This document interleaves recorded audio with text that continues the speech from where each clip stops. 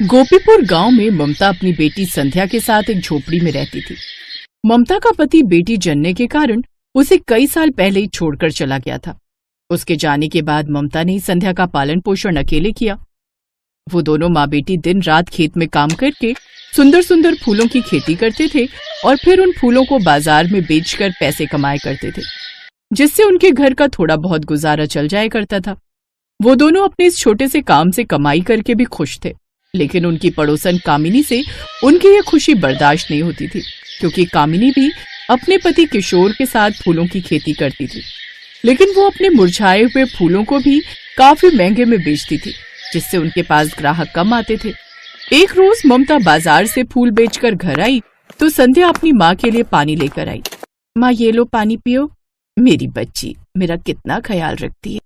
मैं जानती हूँ माँ, आप अकेले इतना काम करके थक जाती हैं, इसीलिए तो कहती हूँ आप फूल बेचने बाजार जाती हो तो मुझे भी अपने साथ लेकर जाया करो, ताकि मैं भी आपकी थोड़ी मदद कर दिया करूँ। नहीं मेरी बच्ची, तू अभी भी मेरी कितनी मदद करती है खेतों में, यही मेरे लिए काफी है, और अभी से मैं तुझ पर ज्यादा बोझ नहीं डालना चाहती। अच्छा संध्या, आज फूल बेचकर अच्छी कमाई हुई है, ये लो आज की कमाई, इसे भी संभाल कर बक्से में रख दो, आने वाले बुरे वक्त में ये हमारे काम आएंगे। लेकिन उनकी पड़ोसन कामिनी, जो अक्सर उनके घर पर नजर गड़ाए बैठी रहती थी, उसने खिड़की से उन दोनों को बातें करते हुए सुन लिया। गुस्से में वो घर आई। उसकी शक्ल देख उसके पति ने कहा, क्या हुआ भाग्यवान, क्यों इतने गुस्से में हो? मुझे तो लगता है पैसे कमा कमा कर ये दोनों माँ बेटी एक दिन बड़ा सा घर ले लेंगी और हम यहीं इस कच्चे मकान में रह जाएंगे। जानते हो हमारे खेत उनके खेत से कितना बड़ा है, और उसके खेत के मुकाबले हमारे खेत में कई तरह के फूल भी उगते हैं, लेकिन फिर भी पता नहीं क्यों लोगों को उनके फूल ही पसंद आते हैं। हमारे फूल तो इतने बिकते ही नहीं। वो इसलिए भाग्यवान क्योंकि कामिनी हमारी तरह खेतों में दवाई नहीं डालती, बल्कि दिन रात मेहनत करके फूल उगाती है। और पता है ना, उसके फूलों से कितनी अच्छी खुशबू भी आती है। उसके फूलों की खुशबू तो पूरे बाजार में महकती है। अब बस भी करो उसके गुणगान करना और ये सोचिए कि हम उसे सबक कैसे सिखाएं। ममता और संध्या जितनी मेहनत से पैसे कमाते थे, उतना ही उनके पड़ोसी उनसे जलते थे। शाम को जब ममता के घर जाने का समय होता है तो उसके सारे फूल बिक गए होते, लेकिन कामिनी के फूलों की बिक्री तो आधी भी नहीं हुई होती। वो भी बाजार में खड़े हुए थे और ममता के सारे फूल बिकने की वजह से किशोर और कामिनी उससे जल भुन जाते हैं। ऐसे तो ये औरत हमारा धंधा बंद करवा कर रहेगी। लगता है अब इसको सबक सिखाना ही पड़ेगा। आपने बिल्कुल सही कहा जी, लेकिन हम करेंगे क्या? मेरे पास एक तरकीब है। तुम्हें याद है, मैं पिछले हफ्ते शहर गया था तो वहां मुझे मेरा दोस्त राजू मिला था, जो कि एक दवाई की कंपनी में काम करता है। वहां से मैं एक दवाई लेकर आया था। कैसी दवाई? फिर किशोर उसे उस दवाई के बारे में बताता है। आधी रात को वो दोनों पति पत्नी ममता के खेतों में जाते हैं और उसके सभी फूलों पर एक जहरीली दवाई छिड़क देते हैं, जिसकी वजह से ममता के खेतों में उग रहे सभी फूल मुरझा जाते हैं और पूरी तरह काले पड़ जाते हैं। प्लान कामयाब रहा। अब आएगा मजा। अगली सुबह जब ममता अपने खेत में आती है तो वहाँ का नजारा देख हैरान रह जाती है। हे भगवान, ये हमारे फूलों को क्या हो गया? हमने तो इनकी कितनी देखभाल की थी, लेकिन ये रातों रात आखिर इन फूलों को क्या हो गया? ये अचानक क्यों काले क्यों पड़ गए? अब हमारा क्या होगा? हे भगवान, हम बर्बाद हो गए।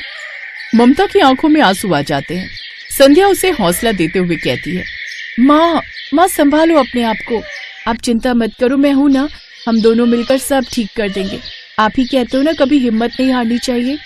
अब वो दोनों फिर से वो फूल उखाड़कर उसकी जगह नए फूलों की खेती करते हैं, लेकिन उन लोगों की इतनी मेहनत करने के बाद भी उनके खेतों में कोई फूल नहीं उगते और ऐसे ही कई महीने और बीत जाते हैं। बेटी, मुझे लगता है अब हमारा ये खेत बंजर हो चुका है। तभी तो इतने महीने बीत गए, लेकिन अभी तक इस खेत में कोई घास तक नहीं उग रही। यही सोच सोच कर दोनों माँ बेटी बहुत ज्यादा उदास हो जाती हैं। उधर अब किशोर और कामिनी अच्छी कमाई करने लगते हैं। अब लोगों को ना चाहकर भी उनके फूल खरीदने पड़ रहे थे। ऐसे ही एक दिन जब दोनों माँ बेटी अपने खेत में मायूस होकर बैठी होती हैं, तभी कामिनी वहाँ आती है। हाय, सुनकर बड़ा दुख हुआ ममता बहन, लेकिन अब तुम ही बताओ, अब तुम इस बंजर जमीन का क्या ही करोगी? अब तो तुम्हारी ये बंजर जमीन कोई खरीदेगा भी नहीं। ये आप कैसी बातें कर रही हैं? हमने कब कहा कि हमें अपना खेत बेचना है? अरे गुस्सा क्यों होती हो? मैं तो तुम्हारे भले के लिए कह रही थी, नहीं तो मुझे क्या। ये कहकर वो वहां से चली जाती है। अब वो जैसे तैसे अपनी बचत से गुजारा चला रहे थे, लेकिन कुछ समय बाद उनके पास वो पैसे भी खत्म हो जाते हैं। अब तो ऐसा समय आ जाता है कि उनके पास खाने के लिए भी कुछ नहीं होता। उधर किशोर और कामिनी अब खूब कमाई करके पैसे उड़ा रहे थे, जिससे अब उन दोनों में काफी घमंड भी आ गया था और अब वो सब गांव वालों पर अपना रौब जमाने लगे। एक रोज उन्होंने सबको दावत पर बुलाने का विचार किया ताकि गांव में सबको पता चल सके कि उनके पास कितने पैसे हैं।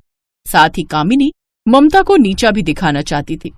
इतनी बड़ी दावत करूंगी कि सब गांव वाले देखते रह जाएंगे और उस ममता को तो अब पता चलेगा कि वो कहाँ है और मैं कहाँ। 2 दिन बाद सभी गांव वाले उसके यहाँ दावत पर आते हैं, जिसमें ममता भी अपनी बेटी संध्या के साथ आती है। तुम दोनों माँ बेटी पेट भर कर खाना खा लो, फिर पता नहीं कब तुम्हें ऐसी दावत नसीब हो। और नहीं तो क्या, और कोई हमारी तरह दरिया दिल इंसान नहीं है इस पूरे गांव में। दोनों पति पत्नी के अंदर घमंड अच्छे से भर चुका था। तभी वहाँ एक बूढ़ी भिखारिन उसके दरवाजे पर आती है। बेटी, बहुत जोरों की भूख लगी है, कुछ खाने को दे दो। ओफो, अब ये भिखारिन कहाँ से आ गई? चल यहाँ से, यहाँ कुछ नहीं है। तुझ जैसे भिखारिनों के लिए हमने यहाँ भंडारा नहीं रखा है। चल अब जा यहाँ से। वो उस भिखारिन को धक्का दे देती है और वो नीचे गिर जाती है। ममता ये सब देख लेती है। वो अपनी थाली लेकर आती है और उस भिखारिन को दे देती है। वो बूढ़ी औरत झट से वो खाना खाती है और खाना खाते ही एक परी के रूप में बदल जाती है। ये देख संध्या और ममता हैरान रह जाते हैं। घबराओ नहीं, मैं एक परी हूँ और आज धरती लोक पर तुम सबकी परीक्षा लेने आई थी। मैं हर 3 साल में परी लोक से यहाँ आती हूँ, यहाँ के प्राणियों की परीक्षा लेने, और जो भी मुझे नेक दिल इंसान मिलता है मैं उसकी मदद करती हूँ। मैं जानती हूँ तुम अपने फूलों के खेत के बंजर हो जाने से काफी दुखी हो, लेकिन अब तुम्हारे सारे कष्ट दूर हो जाएंगे। ये लो ममता, ये जादुई फूलों के बीज है, तुम इन्हें अपने खेत में बो देना, फिर देखना चमत्कार। इतना कहकर वो परी गायब हो जाती है। फिर अपने खेत पर जाकर दोनों माँ बेटी वो बीज डाल देती हैं। अगली सुबह जब वो खेत में आती है तो वो बीज देखकर हैरान रह जाती है। उनका खेत पूरी तरह से जादुई फूलों से भर चुका था, जिसमें तरह तरह के जादुई खूबसूरत रंग बिरंगे फूल लगे हुए थे और उनमें से बेहद ही सुगंधित कमाल की खुशबू आ रही थी। तभी उन जादुई फूलों से एक आवाज आती है। सुनो ममता, अब तुम जितने चाहे फूल तोड़ सकती हो। आज के बाद ये जादुई फूल कभी खत्म नहीं होंगे और ना ही कभी मुरझाएंगे। और अगर तुम दोनों के अलावा अब कोई इस खेत की तरफ देखेगा भी तो उसको ये जादुई फूल जोर का बिजली का झटका देंगे। खासकर तुम्हारे वो पड़ोसी किशोर और कामिनी, जिन्होंने तुम्हारे खेत में पहले भी एक जहरीली दवाई का छिड़काव किया था, जिसके कारण ये खेत बंजर हो गया था। क्या ये सब उन दोनों ने? हाँ, लेकिन अब तुम चिंता मत करो। जादुई फूलों की बात सुनकर वो दोनों बहुत खुश हुए। उस दिन के बाद से उन दोनों के सारे कष्ट दूर हो जाते हैं। उनकी कमाई पहले से 4 गुना बढ़ जाती है, इससे वो काफी अमीर बन जाती हैं। तो वहीं दूसरी तरफ किशोर और कामिनी का काम अब पूरी तरह से ठप पड़ जाता है और उनके सभी पैसे भी खत्म हो जाते हैं, जिससे अब उनके भूखे रहने तक की नौबत आ जाती है।